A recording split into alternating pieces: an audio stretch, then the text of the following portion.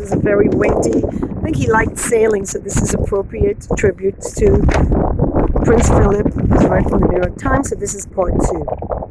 So, no headlines were more boisterous than those during the tumultuous marriage and divorce of Prince Charles and Lady Diana Spencer. But Philip himself felt the spotlight's unwelcome glare when the royal family was castigated for a seemingly grudging response to Britain's outpouring of grief over Diana's death in a car crash in Paris in 1997.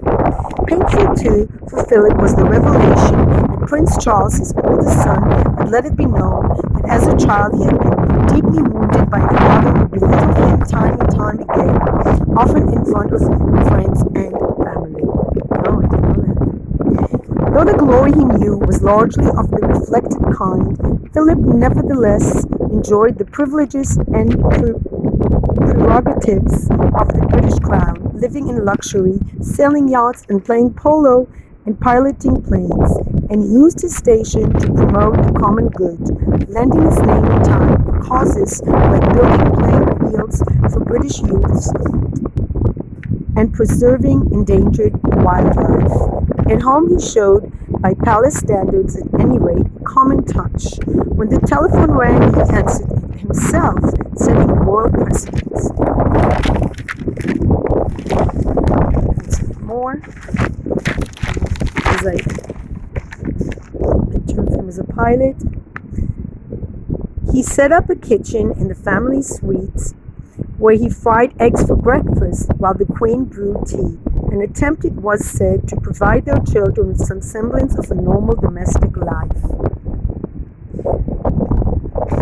Let's show this picture as I read. Prince Philip carried British passport number 1. The Queen did not require one, and fulfilled as many as 300 engagements a year, including greeting President Barack Obama and his wife Michelle Obama at Buckingham Palace in April 2009 and again in May 2011. He was not in attendance when the Queen met with President Donald J. Trump in December 2019 in London. And he was front and center at royal events, like the marriage of Prince William and Kate Middleton in April 2011, watched around the world, and Elizabeth's visit to the Irish Republic, the first by a British monarch, the next month. To escape the court life, Philip liked to drive fast, often relegating his chauffeur to the back seat. Once, when the Queen was his passenger, a minor accident had led to a major headline. He ultimately surrendered his driver's license in 2019 at age 97, after his Land Rover had collided with another vehicle, injuring its 2 occupants, and overturned near the royal family's Sandringham estate in Norfolk. Philip was born, now here's the background of his family roots. Philip was born on the Greek island of Corfu on June 10, 1921, the 5th child and only son of Prince Andrew of Greece in Denmark, who was the brother of King Constantine of Greece. His mother was the former Princess Alice, the oldest daughter of the former Prince Louis of Battenberg, first Marquis of Milford Haven, who changed the family name to Mountbatten during World War I.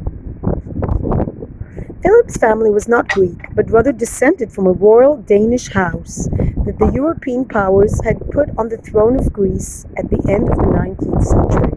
Oh, that's interesting. I was always wondering as well. Philip's family was not Greek. Okay, so now I understand. Philip who never learned the Greek language, was sixth in line to the Greek throne.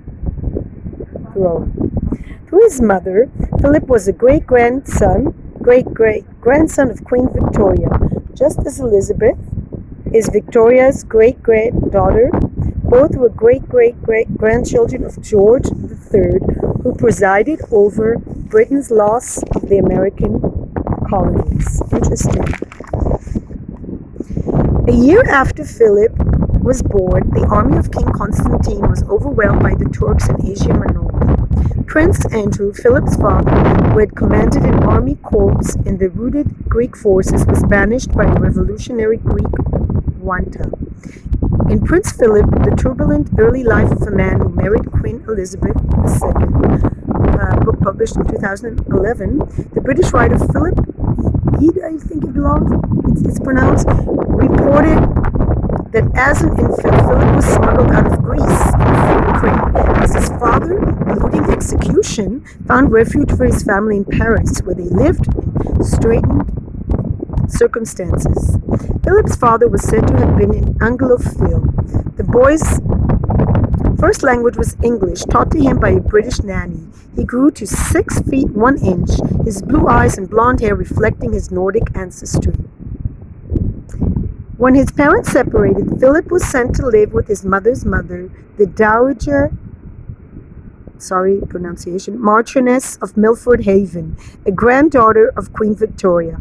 He spent 4 years at the Cheam School in England, I hope I'm pronouncing it right, an institution bent on toughening privileged children, and then went to Gordonstoun School in Scotland. This you see in the Crown, by the way. The series The Crown, you can see that. He went to a school in Scotland, Gordonstoun, which was even more austere, promoting a regimen of hard work, cold showers, and hard beds. In 5 years, he said, no one from his family came to visit him. So you can really understand why he was a little bit cold-blooded. Nordic, raised in very Spartanic-like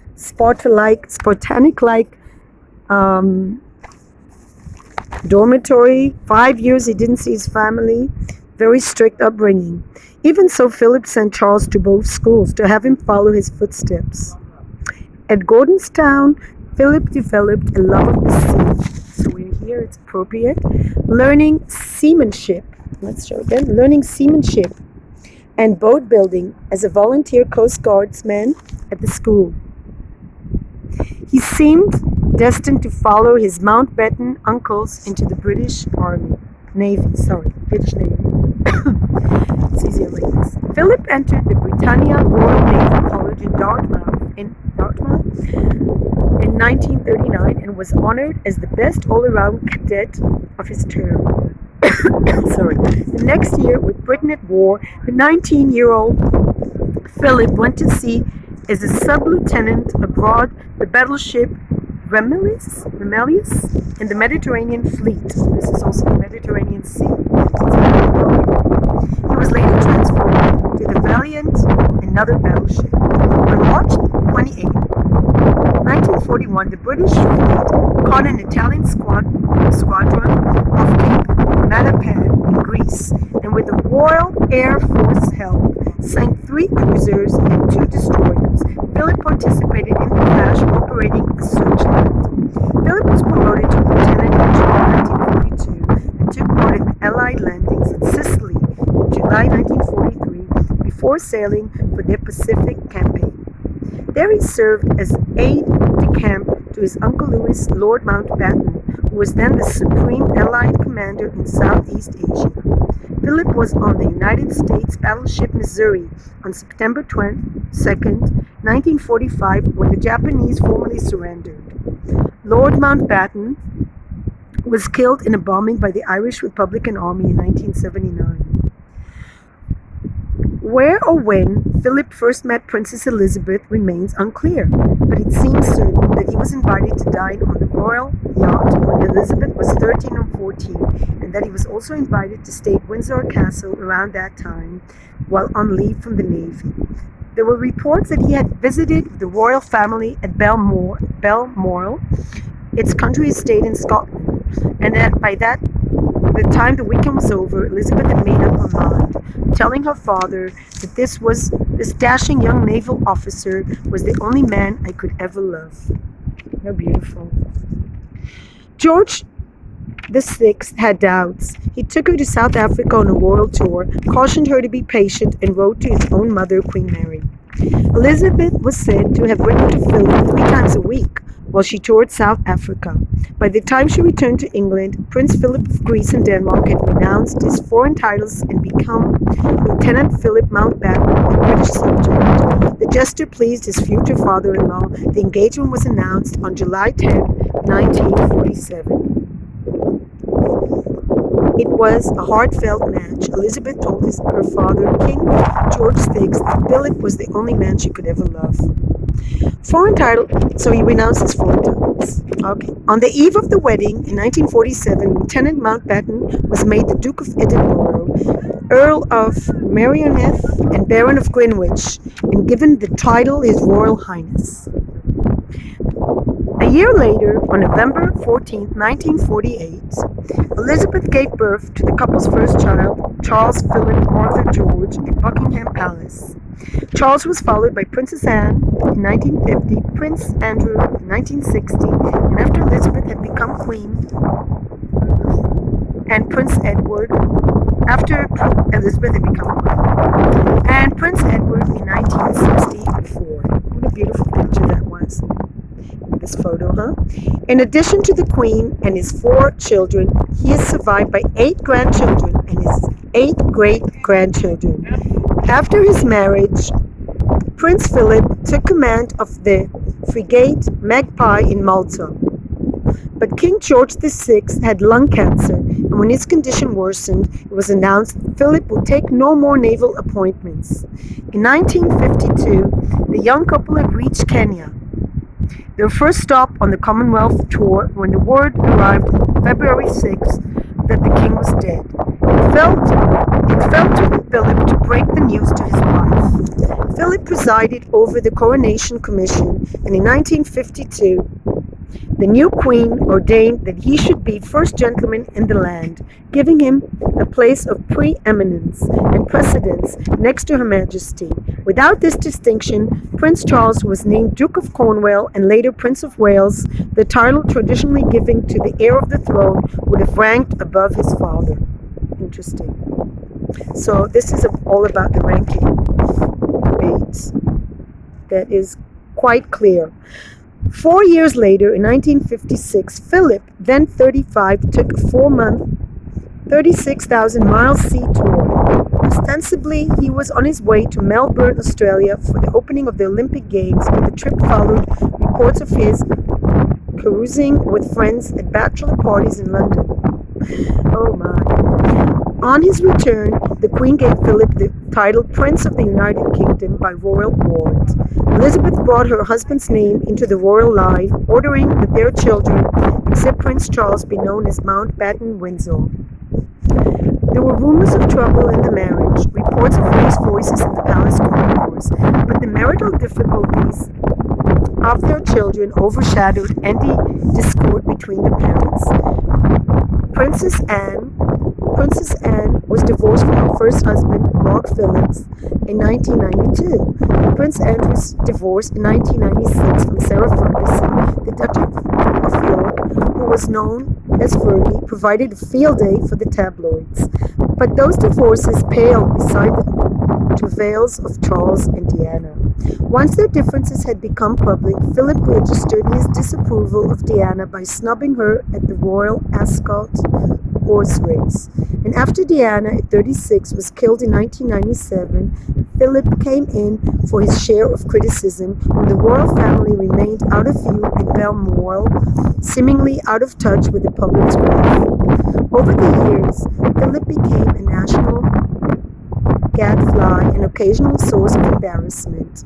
On a visit to Australia in 2002, he asked an Aboriginal leader, "Do you still throw spears at each other?" And speaking about smoke alarms in 1998 to a woman who had lost 2 sons in a fire, he said, "They're a damn nuisance. I've got one in my bathroom, and every time I run my bath, the steam sets it off." In an interview on BBC Radio in 1965, Philip recognized that he was missing out on things. Just being able to walk into a cinema, or go out into a nightclub, or go to a pub. But he quickly acknowledged the bright side. "I've got a lot of advantages would compensate for it," he said. Unlike his grandson. So, this was a very in-depth tribute by the New York Times, and I would like to end with a picture of the ocean, not the ocean, the sea, the Mediterranean Sea, where the Prince Philip was born. I think it's so easy to criticize people, to say you're not warm enough, you're cold-hearted. But if we know something about where they come from and their upbringing, we realize that it's no wonder people become who they are, shaped by their circumstances. And definitely he had a lot on his plate, from his mother being hospitalized in a mental institution to being all alone in a dormitory for 5 years without seeing family. And so it's very, very easy to judge people, but if we know this life circumstances, we know that it explains a lot about their character.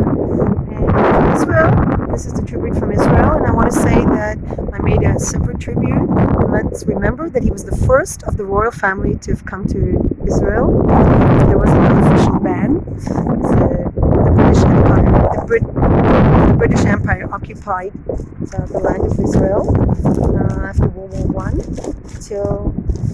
for 30 years. There was a lot of conflicts with future Israelis with the Jewish population, because there were all sorts of laws that didn't allow Jewish refugees from the Holocaust to come here, because supposedly to keep a balance with the Arabs, and there was a sort of unbalanced favoritism towards the Arab population, who in my mind makes a majority of the Middle East.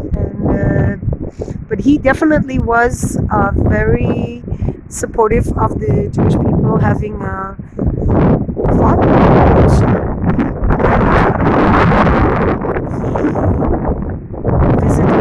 He participated in the ceremony of Righteous of Nations, given to his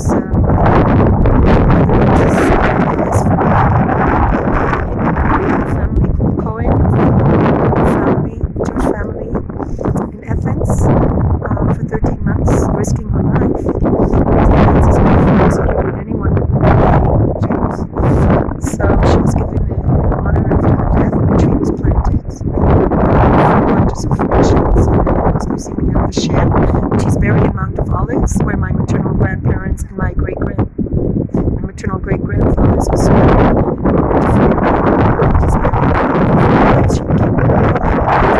This is very difficult for a child to have endured a mother who was mentally ill, that his sister was killed in an airplane crash. And let's not forget 3 of his sisters married German Nazis, not Germans only, but Nazis. And still he became a person with very clear moral convictions. He's very supportive of the Jewish people, very sympathetic to their plight, despite the British army and the people that occupied Israel were not very sympathetic to the plight of the Jewish people, prevented them from coming here after they had nowhere to go during the Holocaust and afterwards. So he'll be remembered as a friend of theirs, as a friend of the Jewish people. Our president, said, which we only say to people of our faith, which means may his memory be blessed. And I really hope that this death will actually remind people to study the history, to learn what kind of a person he was and what he did. And it's all so easy to accuse people when you don't know the history. And sadly, ignorance of the history of Prince Philip and what he did. The last words he wrote in the Holocaust Museum's guest book is, God judges our deeds.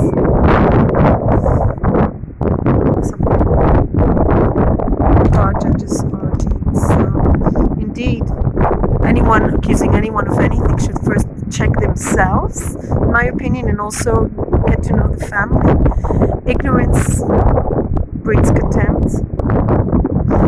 And this case, because if you don't know what he did and how he fought in World War II, and you don't have an appreciation of what an evil force the Nazis were, and what courage it took to keep your convictions in a family that was basically married with Nazis, and how he exposed the Edward, who could have been king, as a sympathizer of Hitler, and he supported Queen Elizabeth. He was the man behind the woman, as they say. Cherchez la femme, the French say. Seek the woman behind every great man. There's a great woman.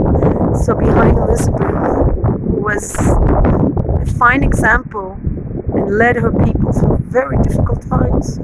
Ooh, I'm emotional. I can't make tributes. I'm a very emotional person. But I just think it's very touching that a man stands behind a woman and is willing to take. It's not for granted that a man in a world where man rule is willing to support his wife and willing to make her the central figure. And he always walked a few steps behind.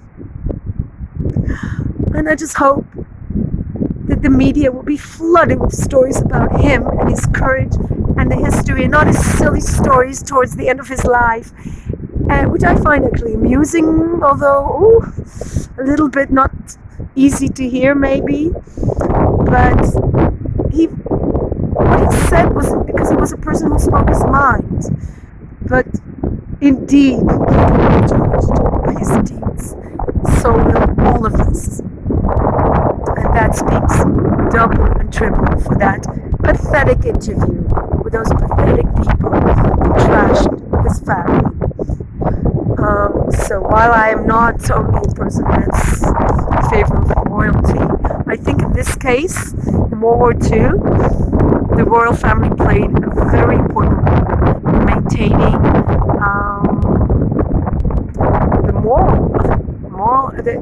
the spirit of the people fighting Nazis, and the British people had to endure bombings and bullets and sacrifice so many people fighting the Nazis that I believe that a man like that fought in the war and continued to campus. Yeah, so he wasn't the warm-hearted father, but look how he was raised. Look, despite having such a tough life, he devoted his life to service and to his wife. They were not perfect, but they endured. The marriage endured, and sadly enough, not a lot of marriages endure. And I think the key is character. And I think this is the last word. I will end here saying this is the ocean where he was born, Mediterranean. Well, I'm not sure there's also the Greek. Well, here he sailed too. This is the Mediterranean Sea. So this is for you. That's fine.